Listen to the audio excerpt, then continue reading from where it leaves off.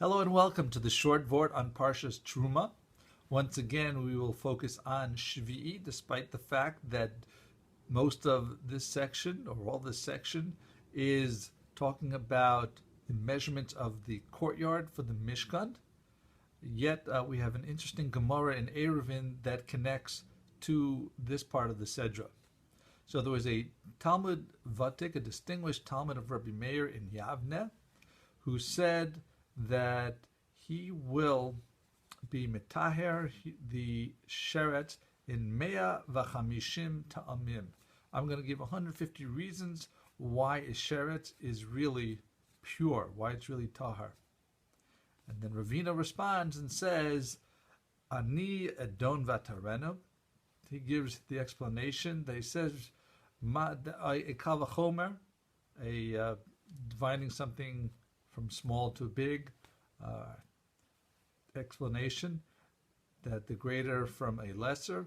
So he says, just like the nachash that kills and has the power to make tameh is tahir itself, so surely the sheret that does not kill and does not have the power to be metameh also is tahar.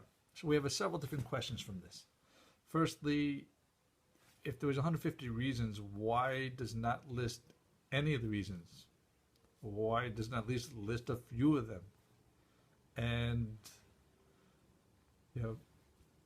if Ravina is going to come and give an explanation on that topic, why did he only give one of the explanations out of those 150 and not any of the other explanations, or at least a handful of them?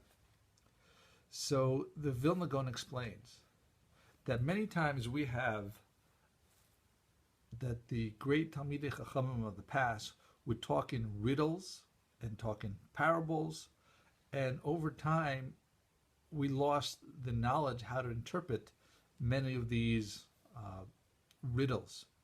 But Ravina said that I can interpret this riddle, and based this riddle of the Talmud of Rabbi Meir, and that it's based on a pasuk in Terumah in Perek Chav Zayin pasuk Yud Ches that says, and this pasuk is talking about the nachash that we used in the explanation of this Talmud.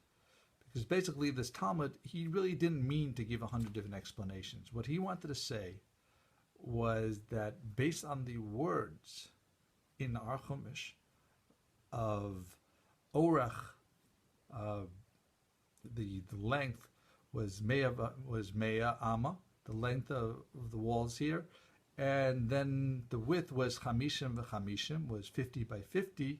So the tamim, meaning not reasons, 150 reasons, but the words mea that we just said, and the word chamishim, we're using the tamim, which is the sounds, the trup on top of those letters, of those words. So it says on mea ama, it says kadma ve'azla, that's the trup, to get up and go. It's talking about the nachash. The nachash originally, before the sin, with Adam Arishon and with Chava, used to be on 4 legs and was the fastest of all the animals. Kadma ve'azla, was able to go fast.